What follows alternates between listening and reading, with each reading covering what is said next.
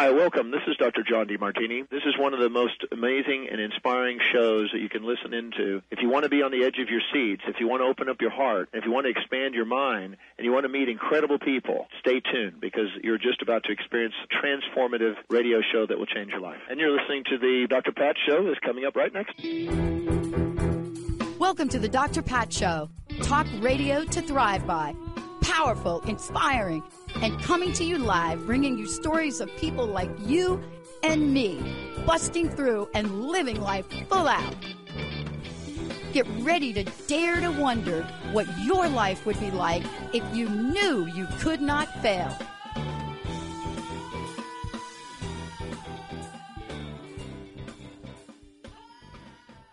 Hey, everybody, welcome. We got a great lineup for everybody today. Benny, Jacob. Is it Jacob or William? Who's at the helm over here on TT? Olivia, your voice is really deep today. You got a cold? Me? Just kidding, everybody. Olivia, is that you? See, poor Olivia.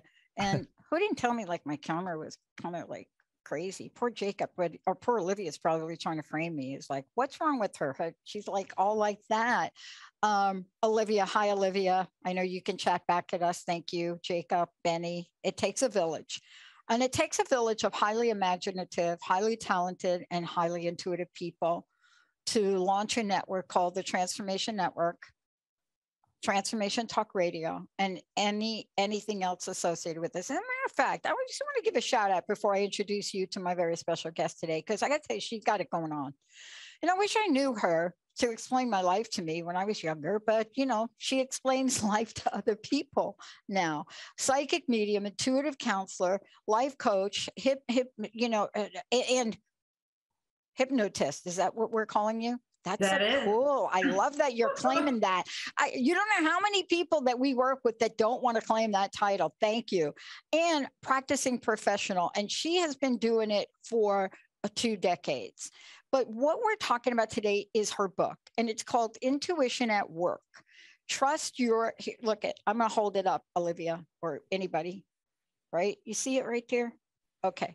And it is Intuition at Work. Trust your gut and get ahead in business and in life. Okay. Here's what I want to say about this. We're going to talk about this today. It's not about just trusting your gut, getting ahead in business and in life. Because what getting ahead in business and life really does mean when you read her book, or when you understand about Melanie Barnum, when you actually take a deeper dive into this and you look at the work she's done, the people she's interviewed, all of the things she has helped people solve, find, or reconcile, when you look at all of that, what you find is that this idea of getting ahead is really about being uberly successful.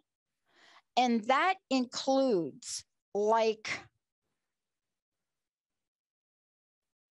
money. See, I am not even going to beat around the bush right now. I'm not even going to be like prosperity or abundance. No, money. Because we live in a form of exchange. Some of you got the whole crypto thing going on, and there's this other thing going. It doesn't matter. It's a form of exchange which allows you to lend and not borrow. It is that thing that allows you to live the life you want and do what you want to do, but it's not the essence of a fulfilling life. It is a thing. But so often we leave that aspect of learning how to navigate or use intuition to navigate in our work environment. And our work environments, in case you haven't read the latest report, are most of the time. Melanie, it's great to have you. Good to have you here on the show. And work environment, let's just be clear. I just want to ask you this for a minute. When I say work environment, I'm also including self-employed people. Of course. Yeah. They don't include themselves, right? Sometimes. Yeah, absolutely. Every job, everything that we do to make that money that you were talking about, that's work. Yeah. Absolutely. Look, I got to ask you my burning question. I've been asking this for 20 years, right? Started with my little crust busting show. I have read so much about you and there's so much in your book. And I was just chatting with you before the break about it. Before we came on about it. And I was so struck by so many things that I got to. And I said, oh, yes, Right. That was me. Oh, I asked that question. Oh, I didn't understand this. What do you mean processing life? I mean, there was so much in here. Something had to be going on for you. So I need to really know what what were some of the challenges? What were some of the obstacles that you, Melanie Barnum, had to overcome to bring you right here to this moment? What did you have to like kick to the curb, so to speak? Well, it's really interesting that you say that, because I had to kick to the curb, number one, my doubts, the feeling that I was a little crazy to want to do any of this work. I was not the person that was brought up or felt their deceased grandmother with me every day. That wasn't me. I was actually the controller of a company. So I worked in corporate world, the corporate world. And the whole time I realized, and I'm getting goosebumps already, goosebumps are validation for me. So the whole time I realized that, this was not for me. I'm very right and left brained, meaning I need both sides to fulfill me. Yep. But I knew that I needed to do something different. And I finally one day felt like I was hit over the head, and I heard the words, "You need to do this work now." And immediately I said, "Oh, I can't do this." But I knew what they were talking about, my guides, my loved ones on the other side. I knew that it was about doing psychic work and helping others. And so what I had to dismiss, honestly, was my own doubt, my own fear of putting myself out there. And, that was the biggest obstacle to overcome. The naysayers or the people that don't believe in it, that doesn't really bother me, because, once they experience it for themselves, they know that this is real, and once people start to understand that we all are intuitive, it's part of our birthright, then it kind of opens them up to the idea that there's more out there for them. Yeah. I am so glad you talked about that, because, I was recently reflecting on a few things, as I start to put together some information about myself. And I went back to a lifetime of experience. And the one thing I found that really brought me to my knees was in 2004, literally 6 months after I said yes to doing this on the internet first. Like nobody in 2003 was doing that, but that was intuition. And there's so many stories like that. But here's what happened to me.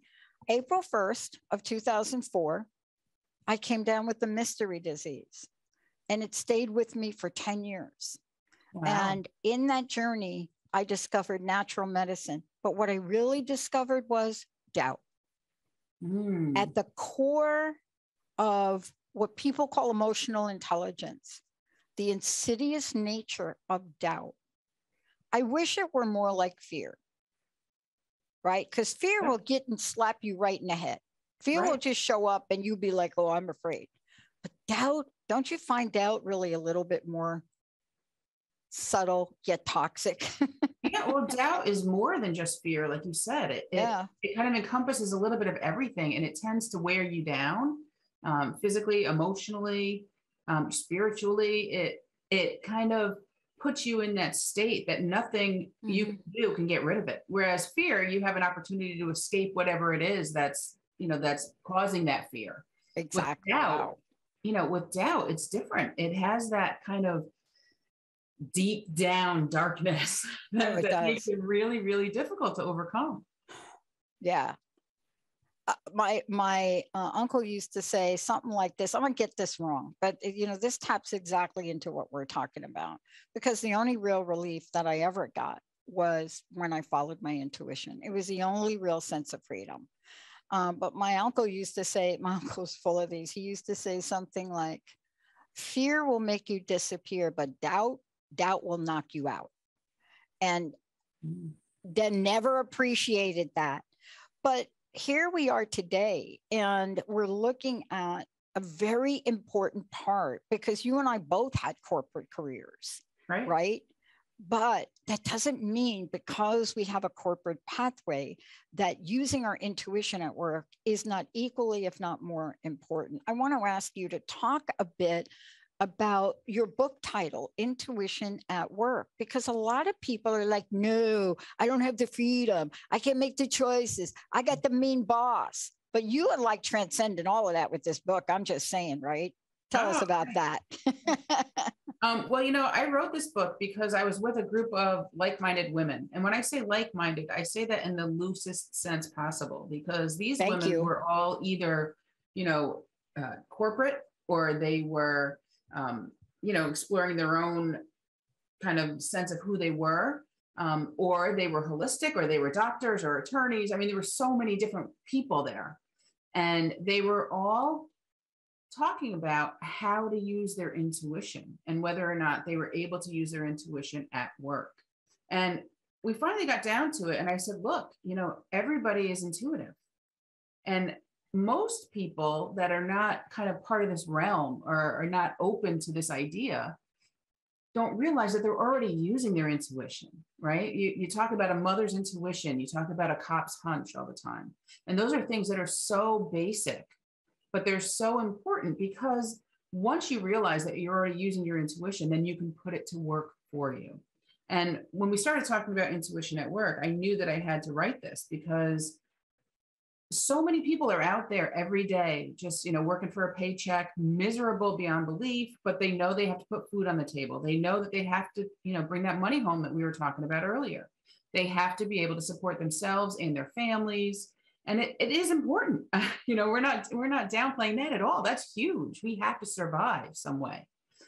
But let's do more than just survive. Let's start to use our intuition to help guide us in our careers, whether it's corporate or whether it's something else. Let's use that intuition to tell us, hey, if we're in marketing, let's use our intuition to help us imagine and help us create the best marketing idea for our boss. Or let's use our intuition to kind of determine what is going to be the best way to win my court case. What is my jury going to look like? What are they going to respond to? And let's use our intuition to see what's wrong with our patient that's coming in, whether you're an MD or a holistic doctor of some sort. It doesn't matter. If you're a therapist, use your intuition to figure out what really drives them. What's really driving your patient or your client or the person that you're working for. Or let's use our intuition to actually discover what it is we want to do with our lives. Yeah. What is going to make us feel good? What's going to make us get ahead in life and feel like, we're tapping into our own personal greatness to do it. Yeah. I want to take a short break. When we come back, I want to hit you up for some of these. I got to tell you, I loved what you started the book with. I love that you started here. And I thought, okay, where in the book is she going to talk about this? Like, is it going to be in the back like a lot of people do, or is it going to come out in front? One of the most important aspects, if you're in business for yourself or in business for a company, there's something you're always doing, whether you do it or not. When we come back, I'm going to talk to Melanie about what that is. It's right out of the gate in her book in chapter 1. And then she takes us on this journey of not only about intuition, but how do we weave this in to understanding and gaining more insight and transmuting into passion, right? Some of you may be thinking, I'm like David Bowie, I just want fame. It's okay. It doesn't matter. There's no judgment here to passion. None at all. We're going to take a short break. When we come back, I'm going to tell you what she starts this book out with. And then everybody get ready. Get your favorite blankie. Hold on to it. We'll be right back, everybody.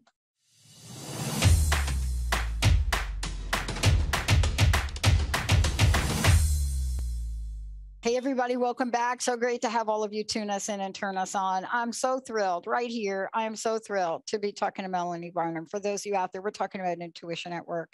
Trust your gut and get ahead in business and life. And one of the things I love about this is coming out of the gate, we're not just talking about visualizing, but when you take a look and you start to open the book and you start to read about what does it mean to tap into your intuition, you'll start to recognize that you're already doing it, but you may not be doing it on purpose. You may not be doing it with focus, and you may not be doing that because you don't think you have the superpower to do it. And, Melanie, for a minute, how do people find out more about you? And let's make sure they know how to get the book, and let's make sure they know how to work with you. So can we give some folks some information here on that?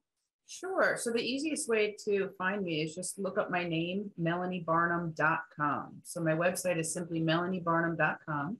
And I am also on social media, Facebook, Twitter, Instagram, LinkedIn, and you can just look up Melanie Barnum Psychic and you'll find me there. So you can reach out to me through my website or through my social media. And I am available to do readings online or like video or phone sessions. I also do a lot of workshops and classes that I teach, and I do most of them online now. So they're accessible to anybody. You can get my books. I have 8 books, so you can get them directly from me and get an autographed, or you can get them on Amazon or through any of your bookstores. They're available anywhere. You could also get them through my publisher, Llewellyn, directly to their site. I also have something called Psychic Symbols Oracle Cards, which is an oracle card deck that I created, and I sell that directly. And it kind of goes hand in hand with my first book, which is the Book of Psychic Symbols. So it kind of helps you to do easy readings for yourself and for other people.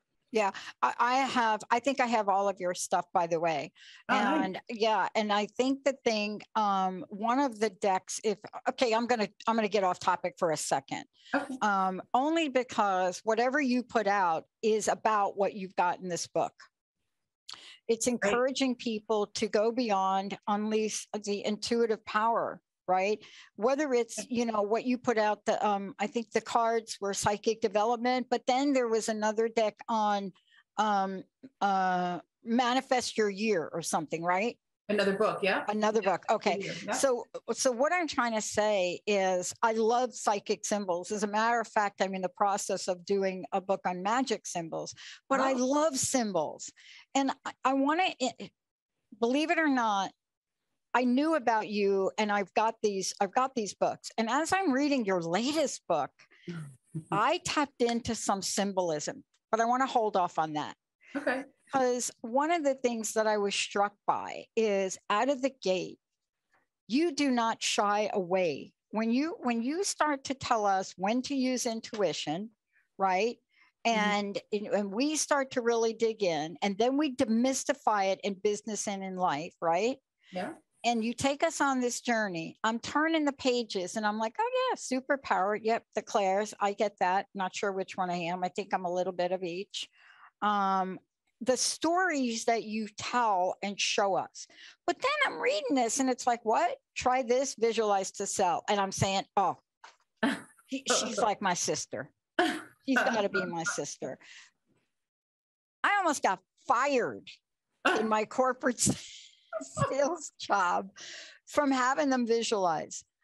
Why don't we do this? Whether you're in business or an entrepreneur, do you know I am hired now as a consultant to do visioning? And when I do visioning the way you talk about it, they're like, arrest her and send her out. Don't pay her. But why do we so against we vision for the car, or definitely vision for the partner? Everybody's like, I got a vision for my partner. But visioning to sell is so important. Tell us why you put this like right out of the gate in front. What is your experience and what have you seen? So, I mean, the specific story that you're talking about is when I had quit my job as the controller of a company and I had opened a children's consignment store. And I literally was following my intuition the whole time. But then I decided, okay, it's time for me to do this professionally, this work. And I needed to sell my store. And everybody kept saying, how are you possibly going to sell it if you don't advertise that you're selling it? And I said, because I'm visualizing that somebody's going to come along at the right time with the right, dollar amounts. We could sell it for a fair price, and they're going to have the same vision and put the same energy into the store as I did. And that's going to happen. And I just visualized it and I knew it. And everybody thought I was crazy. And I said, this is what we all need to do. We all need to start imagining that this is possible, because it is possible. And sure enough, at the right time, pretty soon, actually, at the right time and for the right dollar amount, somebody came along seemingly out of the blue and said, I want to buy your store. Let's do this. And it was perfect. Everything about it was perfect. It was easy. It was the right dollar amount. It was the right timing. And it was the right person that would nurture and love the business like I did. And that was important to me. And the reason that I put that in there is because, obviously I want people to understand where I'm coming from right away, and why I'm writing this book. And it's because, as you said, so many people kind of have that, that block up that we can't use our intuition at work. We can't use our intuition to help us in our jobs because it's taboo. Well, the good thing about this is that now it's starting to open up, and more people are realizing that they are intuitive, and it's okay to start using your intuition. And the bad thing is that, there's still that taboo about using your intuition or your gifts, your natural gifts. Exactly. And people need to know that whether you call it intuition or whether you just call it a creative way of doing something different, creative way to visualize the sale, doesn't matter. It all boils down to the same thing. We are using our intuitive gifts, our intuitive abilities to put that information out there into the universe and to see that information actually happening, to see those things that we're putting out there actually happening. And we're creating this space, and we're holding this space intuitively for everybody else that we're working with to be able to kind of manifest it for us and for them and create this new way of working. Yeah. And I have to say, it's not new. It's been around for a long, long time. We just didn't call it that. Well, don't you think it's been around so bleeping long? I didn't cuss, Benny, Olivia, Jacob. It's been around so long. May I say this? I'm going to go out on a limb. Before we had what we call Einstein's version of knowledge, there were people, they learned how to walk upright. They didn't have the internet. And, when I look at some of the symbols and the glyphs, and I look at, whatever you can make of these civilizations, it becomes really clear to me that the fact that we are even here is for a number of reasons. One, intuition. Absolutely. Two, natural medicine. Now, that's my 2 cents. Like, without those two things, I don't think we're human beings very long, right? Right. And look, I talk about that. Actually, what you just said makes perfect sense. I talk about that all the time, that, cave women back in the day, Neanderthals had to rely on their intuition to survive. We're talking basic survival, intuitive awareness. Because if they didn't listen to their intuition, they were going to get eaten by a huge saber-toothed tiger, or they were going to starve to death because they wouldn't be able to find food. They have to listen to their intuition. And if they blocked that intuitive awareness out, they and their whole tribe would die. So, back then, it was even more important and more relevant to use your intuition to survive. And I gotta say something, Melanie, and I'm just gonna go like off topic for a minute, but not really. Not only do you write books, but you have a practice, and I'm getting ready to book a session with you. But you have, because I have 5 coaches. I love them. I have my fitness coach, right? Because I need to be motivated, right? I could spend all day long working and building this and great, and then that's not good. But I have a nutrition. I got Mary Jane Mack, right? I got a spiritual mentor, blah, blah, blah. But I don't have an intuitive coach. And I live in that world so much that I had my bank ask me a question, because we're going to do crowdfunding. We're going from 1 channel to 10 in a couple of months. Awesome. And the bank says to me, and there's the good and bad of this. And when we come back from break, I want you to comment on it because it's in your book. And the bank says, how do you know this will be successful? Now, this was a number of years ago. We are considered pioneers in podcasting, by the way. And my bank says, this radio thing on the internet, how do you know that's going to be successful? Now, look at where we are. Hello, right? Podcast companies being sold for multi-million dollars, like tens of millions. And I said, I just know. He said, we can't lend you money because you just know. And I said, but I know. I mean, I know I can lay it out. I could show you the vision. I could show you what we're building. I could show you the technology that is now caught up with us. Now we can build it. He said, that's not the way we work. But if you can give me some resemblance of a business plan, you're so knowingly convincing. If you can give me anything that shows that how you're going to make a profit, I will do it. When we come back, we're going to jump right on what Melanie said, left brain, right brain. Because if you're just all intuition, then you're not doing a show like this. You're like at the racetrack now. Mm-hmm. And I spent a lot of nights at Yonkers Racetrack. When we come back, we're going to put it all together. We're going to talk with Melanie, not only about this, but how do we get help? How do we know it's our tuition or our ego? Ego. Ego. I had an acronym when I went to school in psychology for ego. It almost cost me because I was so not wanting to talk about it. And the professor says to me, you're laughing when I'm talking about ego. I said, yeah, I am. He said, why are you laughing? I said, you know what ego stands for, right? Let's take a short break. When we come back, I'll tell everybody what that is. We'll be right back. I'm going to give a copy of the book away, Benny, when we come back as well. And by the way, it says work. Like if you're working, that's you. If you're self-employed, this is you. If you're a practitioner, this is you. Short break, Benny, Olivia, we'll be right back.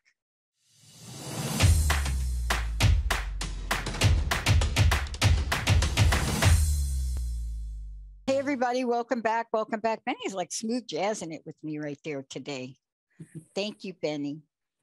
You're welcome. Sometimes you just gotta. Sometimes you just gotta. I mean, sometimes you just gotta. When you just gotta, you just gotta. I love it. That's not what I played this morning from my little iTunes when I walked into the office. I get in early. I'm in like 6 o'clock, right? And I just plug that thing in and my soundbar and it's blasting. You could hear it through the entire building until people come in. I was playing David Bowie's Fame. So you must have got in my head, Melanie. I think you got in my head. All right. Before we keep rolling, and we're probably not going to take another break, everybody. How do we find out about you? Because other than books, you also work with people. Make sure you mention a little bit about what that looks like, if you don't mind. Sure. So I do readings for people, which means that I either talk to you on the phone or I talk to you on a video session. And what does that entail? Well, that entails everything that you could possibly imagine for you, because all the information, I tune into your energy before I call you, before I video message you, and I write everything down. The stuff that I write down usually opens us up to things that you may want to know about, or things that you may want to hear about, or things that you have questions about. But more importantly, all the stuff that I write down comes from your guides and your loved ones on the other side. So it kind of goes right through me and down to my paper and then out to you as we start talking about it at all. And everything that I write down, because it's coming through me from your guides and your, deceased loved ones, it's all for you and I forget. So if you email me about it the next day and say, oh, this is what you were talking about, I just remembered, this happened, or this is what, I'm scheduled to do, I'll say, that's wonderful. Remind me of it. And the reason is, like I said, because it's not my information to hold on to, it's yours. It's all about you. And that's why people come to me for readings. I love it because I get asked after a show, can you tell us what you meant by that? And I'm like, okay, what exactly did I say? And then I'll have to listen to it. And then I have to figure out if I even know what we meant. But I want to talk to you about a couple things now. I want you to take the reins on this because I was really struck by something that myself, Jessica, Linda, and the team here are experiencing. And it's expand your energy to increase your overall influence. And you could have named this chapter anything, right? Mm-hmm. But what I loved about this was Deepak, the first thing to realize is that you're in control of your own energy, sources of energy. Connect you to the flow of life, which is constantly renewing itself. And I love this because the energy of things, and please comment on this, the energy we carry will either support our superpower intuition or it will not. Is that a true statement? That is 100%. Okay, great. Let's talk about that, because I want to leave our listeners with something today that they can do, and we can control our energy. Absolutely. Right? Absolutely. You know, I work with women in recovery. And the first month I work with them, of course, I follow all the protocols and the 12 steps, but I teach them how to smile. Oh. And they cry because it's hard. Yeah. Now, tell us about this energy and how this energy is going to help us tap into our intuition so that we can close that sale, so that we can get that job, so that we can be so great that even when I spill mustard on Luigi's $2,000 Italian shoes, he comes back the next day and gives them to me. Tell us about this. So mustard stained. Well, I don't know so much about the mustard, but I know that you can get that sale or that deal going with Luigi, because you can react in one of two ways when you do that. You know, if you drop that mustard on his shoes, you could say, oh my gosh, I'm so sorry. I am never, ever going to get this deal closed. Oh my gosh, I can't believe I just did that. This is never going to happen now. My life is over as I know it. I'm going back to the mailroom, or, whatever. Oh my God, I started in a mailroom. Well, there you go. And I just got goosebumps. So that's validation. Oh no. Or you can say, wow, I am so sorry I just did that. And now that we got that out of the way, and you move forward knowing that intuitively this is the right match for you. Like, this is the right thing to do. And so what I just did there was I showed you two ways to control your energy. When you retract your energy, when you pull back like that in a negative way, when you pull back into that negative space and that it's never going to work, it's never going to happen, then you create that around you. You create that negativity around you. And, we could talk about the metaphysical part of it, the metaphysical aspect, or we can talk about the reality aspect. And the reality is we are what we believe we are, and we will achieve what our mind believes we can achieve. So once we start expanding our energy instead, like we just talked about with Luigi's shoes, we expand that and say, okay, just got rid of that. And you take over, you kind of take charge of that situation by making your energy bigger, making you more present instead of shrinking you down. Yeah. You create that positive energy and that positive awareness between you and Luigi, as an example. So you're adding to that other person that you're working with, or you're adding to that project that you're working on, or you're adding and, even possibly enclosing into your energy. You're pulling that person into your energy to make them happy as well. So there's different ways to handle situations. And once you learn that you can expand your energy in a positive way, then you also start realizing that you can expand your energy in a negative way. And you don't want to do that either, because you don't want to get into that ego part, that part that we were talking about before the break. We don't want to just be all ego, because then we're using our energy to run other people over. And that's not what it's all about. There's got to be a give and take. And it doesn't matter whether you are the seller, whether you are the buyer, whether you're the leader or the employee.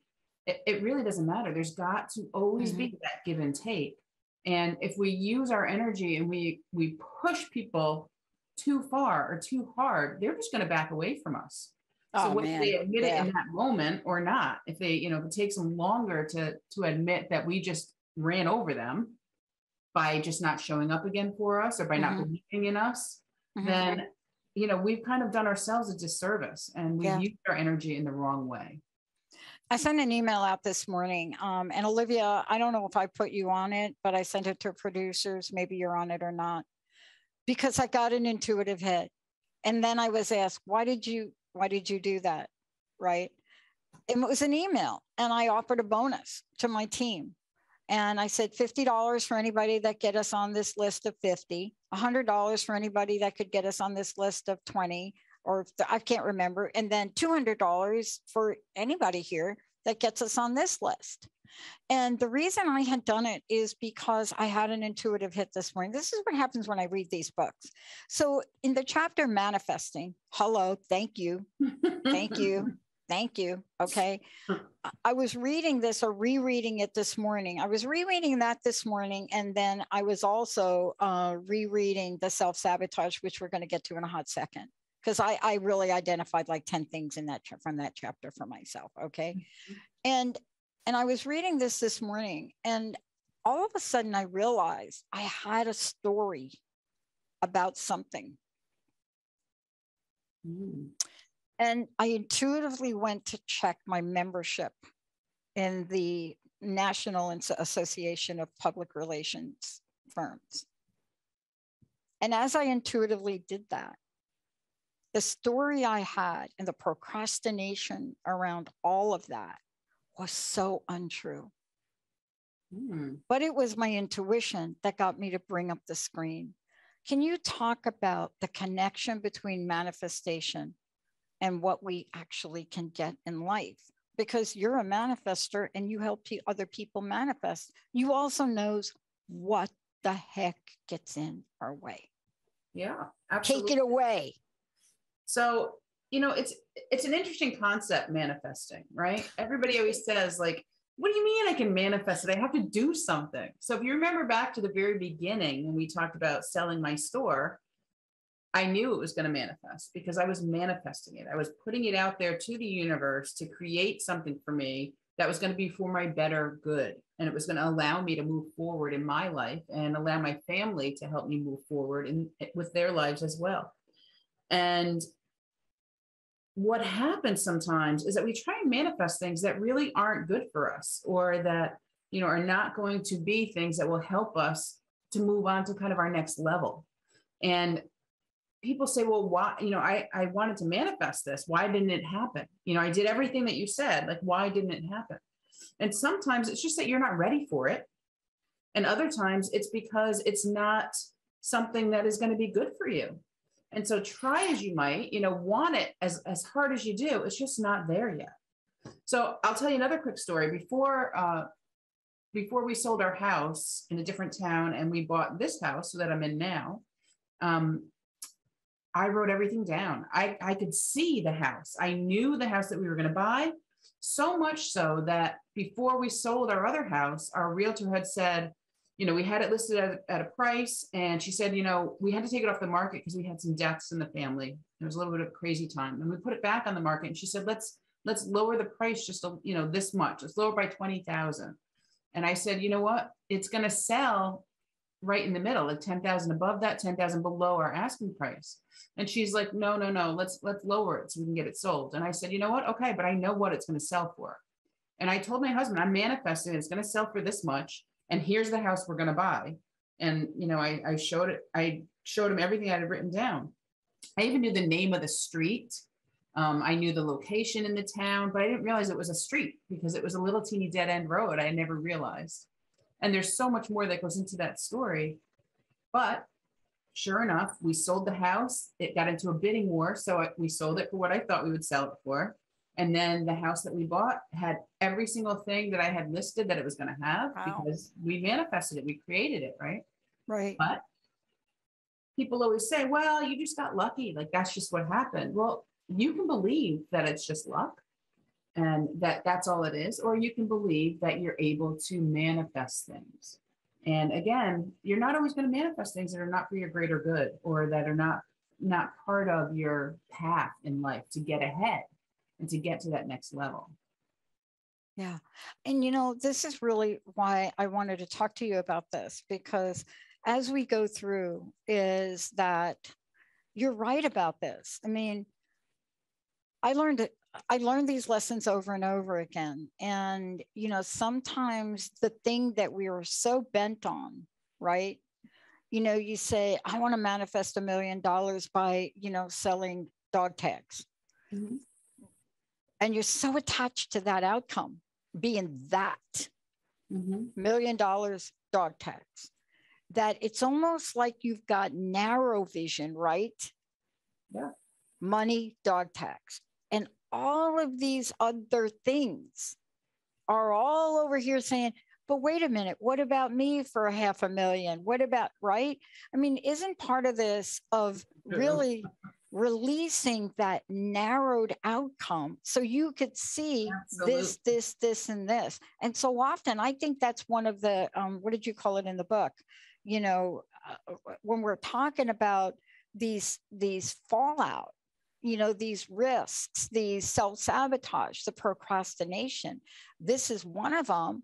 And if I keep reading in your book, what I have to do is tune back into my intuition, don't I? Yeah. And, you know, it's interesting that you just brought that up, because manifesting is also trusting that the universe will provide it, but not knowing necessarily how it's going to happen. So if you say, you know, I need $10,000 to pay my taxes, or they're going to come and, you know, put a lien on my house, and I need this $10,000, but, you know, 2 months from now, then if somebody says, hey, I have this side job that I need done, and it's going to, you know, it's going to earn you like 10 grand if you do this with me over the next month. Yep. Don't say no. Like this is the universe putting this opportunity in your path to do this work, and to allow you to manifest, even though you might be working for it, to manifest that money, to make it happen. So when you sabotage yourself, that means that you're going to say no to that opportunity. And then, you know, come the time when it's time to pay that $10,000 to whoever, you know, is going to put a lien on your house or whatever it may be, you don't have the money because you sabotaged yourself by not taking advantage of all the opportunities that came along to create what you asked for. So it's not, you know, it's not going to be that, you know, the universe is going to drop a $10,000 check in your mailbox for you the next day. Like, that is very rare. But when you start understanding how manifestation works, you start realizing that the universe will help you if it's for your greater good. The universe is going to help you, and it's going to place these things in your path to help you to manifest what it is you're looking for. You know, it's the same thing you talked about, love and meeting people. And it's the same thing. If you say, I want to manifest a man, he's got to be 6'2" and, you know, dark hair and dark eyes, and I want him to be wealthy, and I want him to, you know, own his own home, whatever it may be, right? You're very specific. And with manifestation, you really should be very specific about what you would like to happen. You're not going to get everything all the time, but what you would like to happen. But then all of a sudden you're getting invitations to all these different parties or to all these different events, and you keep saying no. You just stay home and you watch TV or you read your books, which, by the way, reading books is a great pastime. But, you know, if you're trying to manifest meeting this new guy and you're like, you have to get out there. So these opportunities that are presenting themselves to you, these invitations to go do things, are the universe's way of giving you the opportunity to manifest and meet that guy you've asked for. Yeah. Oh my gosh. You know what? This is so fascinating. You're even bringing this up. I have a friend a number of years ago who did one of the online thingies, right? Mm-hmm. Went on the online thingies, but apparently either didn't check the right box. I don't know the details, right? But exactly did what you said. I am looking for this person to do this, to have this, to do this, to be everything. And then wrote up her thingy about it, like the bio thing, and spelled it out. And she got a reply, but it wasn't from a man. It was from a woman. Huh? They've been married 20 years. That's and, awesome. you know, and goosebumps. but because, you know, I mean, she will tell you, I didn't check the man or woman box on the thing, but I was really wanting the love of a person, she says. And what I described was what I wanted to have in being loved and loved back. Awesome. And wait, they've been married now 25 years. Sorry, but maybe 20. I don't know. The point is this. Had she not been open to that, right? Mm-hmm. I'm not saying that that's going to be for everybody. This worked out for her. But how often do we do that? How often do we get so attached to an outcome that we just cannot see the possibilities floating around us, right? You're absolutely 100% correct. And one of the ways that manifesting really works is to let go of how, you know, let go of the how and to be open to the result. Yeah. You know, let go of how it's going to happen and be open to the result. And in your case, or in your friend's case, That's perfect. I mean, you're talking about the love of her life. They've been together Totally. for so long. Yeah. And it was maybe her intuition saying, don't check that box. I think it was. And then what was really fascinating about it is agreeing to coffee. And when I talked to her about it, she's so clear. She says, there was just something I felt that I should go for coffee. That's perfect. That I should go for coffee. And they both agreed, boy, we could have a great friendship. Let's go for coffee. This is what we apply to aspects of business. When you're in the middle of a funding organization or expansion, or you're looking at your bank account and you've run out of all of the left brain ideas you have, tell us now how we go back into the process of tapping into intuition. And thank you so much for bringing this to the forefront, because we need this book right now. Yeah. Well, there's so many different ways to tap into your intuition for that. But one of the first things that I would say is do something quickly. So it's kind of like a rapid, intuitive answer session. Ask yourself questions. So, you're sitting there and like you said earlier, the clairs, right? Clairvoyance is clear seeing, intuitive or psychic sight. Clairaudience is hearing. Clairsentience is feeling. So ask yourself questions and be open to receiving the answers in any of those ways.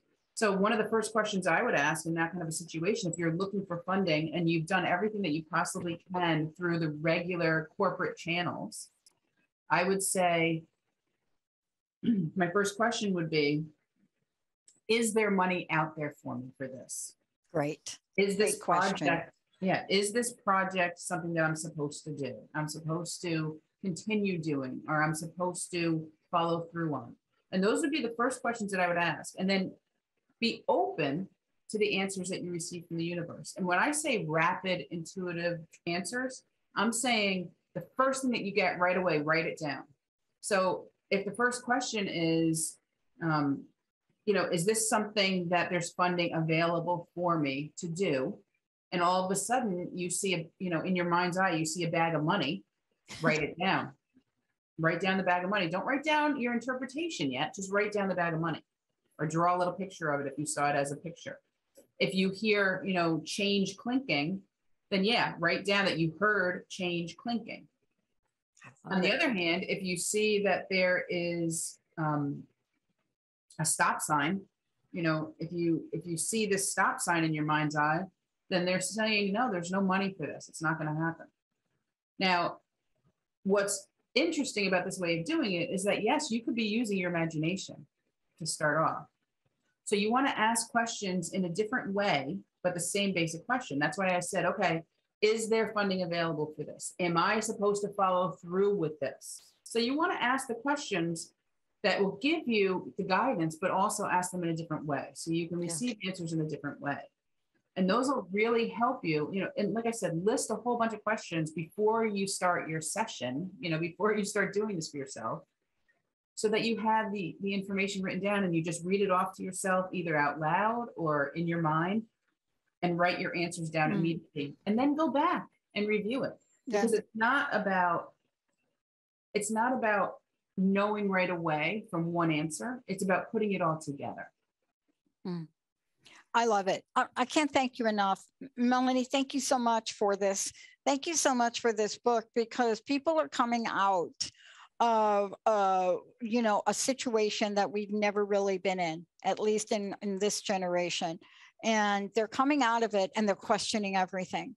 Absolutely. But what you're helping them with is, if you are in the questioning, here is the way to question, here is the way to get answers, right?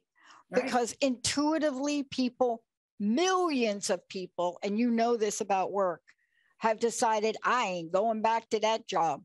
That is not happening in my lifetime. And they can't explain why. Melanie, one more time for your website. Thank you so much for today. MelanieBarnum.com. It's very easy. Just put my name in, you'll find me. Thank you so much for bringing this to the forefront and writing a book that is for everyone and can be understood by everyone. Thank you for also giving practical solutions for people to change in the moment. Melanie Barnum, I'm Dr. Pat. Let's take a short break. We'll be right back.